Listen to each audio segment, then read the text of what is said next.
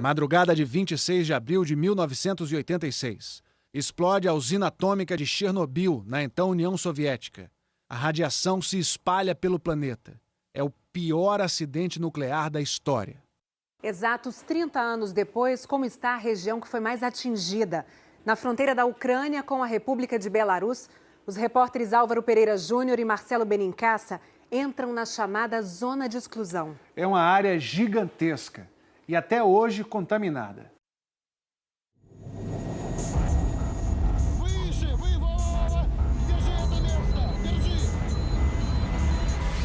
O mais grave acidente na história da indústria nuclear. Ninguém sabe ao certo quantas pessoas morreram no desastre da usina de Chernobyl, na Ucrânia. Em pânico, o mundo parou para assistir. O desastre de Chernobyl. Centrale nucleare de Chernobyl. L'accident de Chernobyl. Num ponto perdido da então União Soviética, na Ucrânia, a 20 quilômetros da fronteira com a Bielorrússia, o reator 4 do complexo nuclear V.I. Lenin tinha voado pelos ares.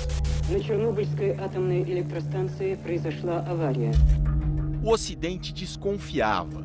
Radiação muito acima do normal estava sendo detectada em países como a Suécia.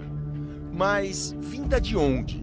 A explicação da real gravidade do desastre só aconteceu 18 dias depois, na voz do líder Mikhail Gorbachev.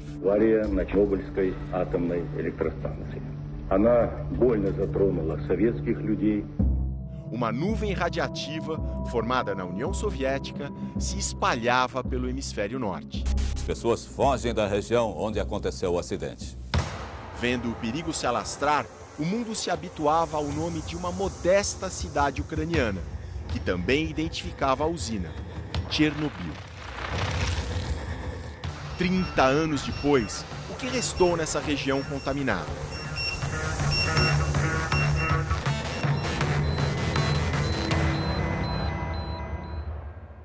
A gente vai voar até Chernobyl, mas antes disso a nossa viagem começa aqui, no Viaduto do Chá, no centro de São Paulo. E nós viemos até aqui por uma razão importante, para fazer uma medição da radiação ambiente. Está dando 0,15 microsievert. Microsievert não precisa se importar com isso, o importante é o número, 0,15. Lá na região de Chernobyl, a gente vai fazer outras medições para comparar com o valor de São Paulo. É para lá que a gente vai. Nossa viagem começa agora. Saindo de Kiev, a capital da Ucrânia, para chegar à usina, existe um controle muito rigoroso. O complexo fica dentro da chamada zona de exclusão, a mais atingida pela radioatividade e até hoje de acesso restrito. São infinitas autorizações, telefonemas, carimbos e a sensação de que a qualquer momento podemos ser barrados. Finalmente, entramos. Primeira parada, uma cidadezinha que na época tinha 14 mil habitantes. Esse vilarejo aqui é que é a cidade chamada Chernobyl. Ele fica a cerca de 20 quilômetros da usina. Hoje, só 3 mil pessoas têm autorização especial para ficar aqui. E tem um monte, mas um monte mesmo, de casas abandonadas como essa aqui. Toda essa estrada, até o final, é de casas abandonadas. Seguindo viagem, chegamos à usina onde tudo aconteceu e que hoje está desativada. Uma longa espera do lado de fora até que finalmente começa a visita. Teve toda uma preparação, roupa especial, protetor para o sapato, protetor para o cabelo. Parece até um pouco que a gente está num filme de ficção científica dos anos 80.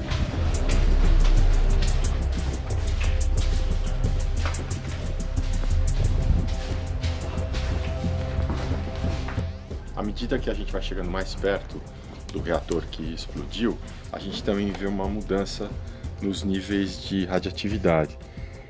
Quando a gente mediu no centro de São Paulo, era 0,15 microsievert por hora. Aqui está dando 0,96. É pouca coisa ainda, mas mostra que tem um aumento claro. Lá no fim, um dos centros nervosos da usina, uma sala de controle. Madrugada de sábado, 26 de abril de 1986. Numa sala de controle idêntica a essa, a equipe de plantão começa a fazer um teste. O objetivo: verificar o funcionamento da usina em baixa energia. Para isso, a potência do reator 4 foi reduzida, muito além do recomendado pelo manual, e acabou caindo a zero. O teste tinha falhado. Para reverter, a chefia mandou subir de volta a potência, mas o reator, instável, não aguentou a pressão. Alguns dos trabalhadores que estavam aqui correram para o reator para ver o que estava acontecendo. Eles foram fulminados, quase todos morreram imediatamente. O teto de 1.000 toneladas foi arrancado. Quilos e quilos de material tóxico foram expelidos a 1 quilômetro de altura. Com o núcleo exposto, emitindo radiação, o reator queimou por 10 dias. Entre funcionários da usina e os primeiros bombeiros a chegar, 134 pessoas sofreram a chamada síndrome aguda da radiação, quando o corpo recebe doses altíssimas. Dos 134, 28 perderam a vida quase imediatamente. Outros 30 foram morrendo ao longo dos anos e 76 estão vivos até hoje. A radiação ainda deixa rastros. Dentro da usina, em frente ao memorial para um dos primeiros funcionários a morrer, um medidor dispara. Na Casa das Bombas, o número sobe ainda mais. 16,4 microsievert por hora. Mais de 100 vezes, 110 vezes a radiação do centro de São Paulo. A visita chega ao fim. Tem uma última etapa que é uma medida para ver quanto de radiação a gente eventualmente absorveu. Vou botar as mãos aqui. Aí liberou para passar. Estamos liberados. Na época do acidente, não havia esse controle todo. Este cientista que participou das primeiras inspeções relembra o clima de caos e improviso.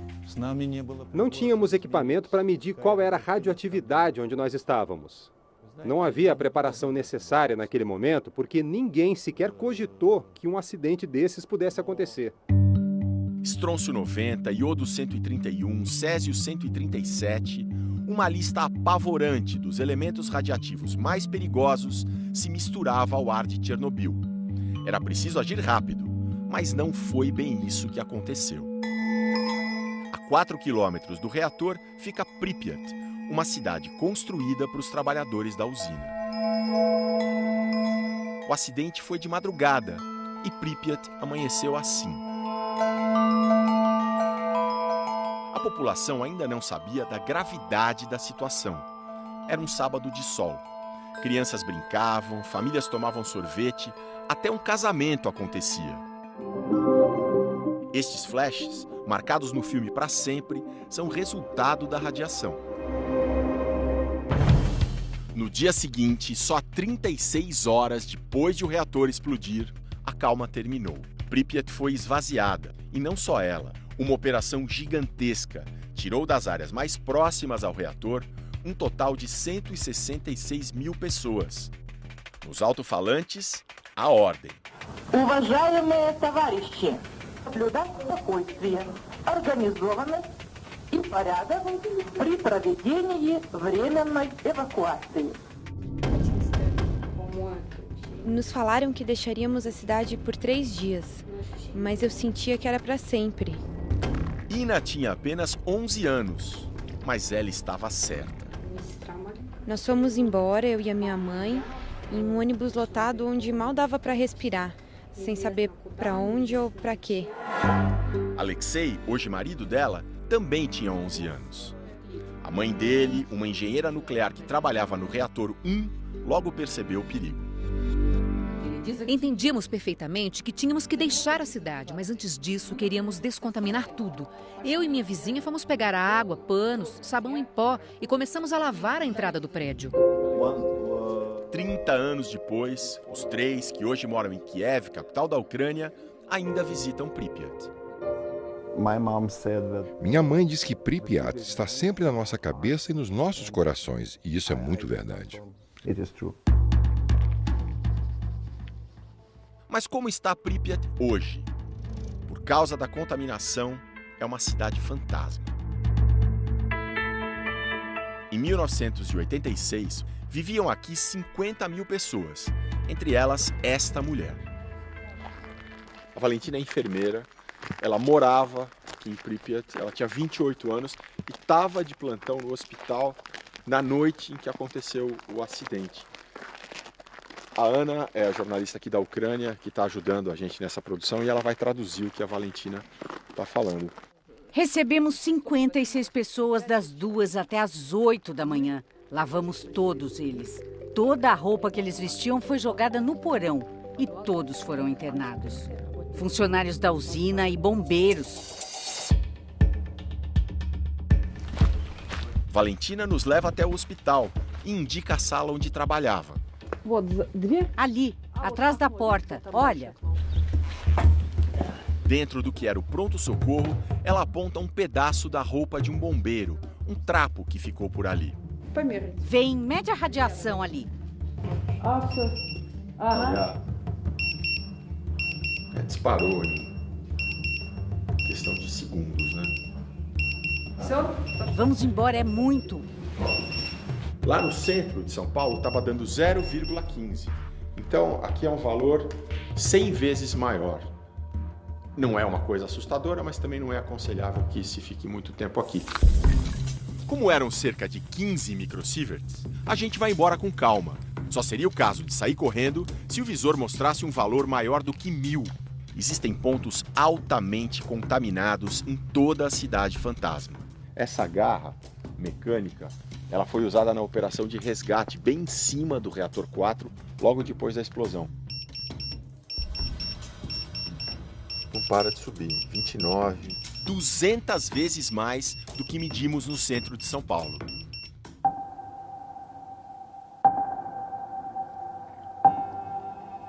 Este parque é um dos símbolos da cidade vazia. Nunca foi inaugurado oficialmente. Fugindo da contaminação, famílias deixaram tudo para trás. Ainda tem a cozinha, tem restos de um fogão, um armário.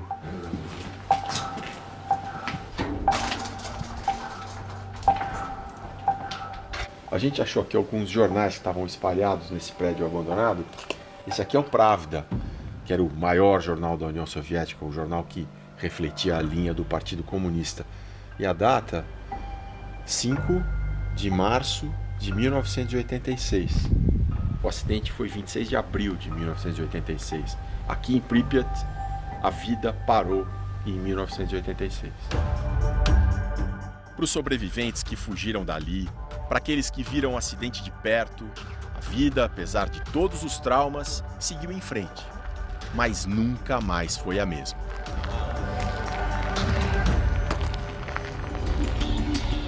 Na semana que vem, a última reportagem de Chernobyl, 30 anos. Como vivem hoje as pessoas que sobreviveram à radiação. As histórias dos homens que foram convocados para trabalhar no reator logo depois do acidente.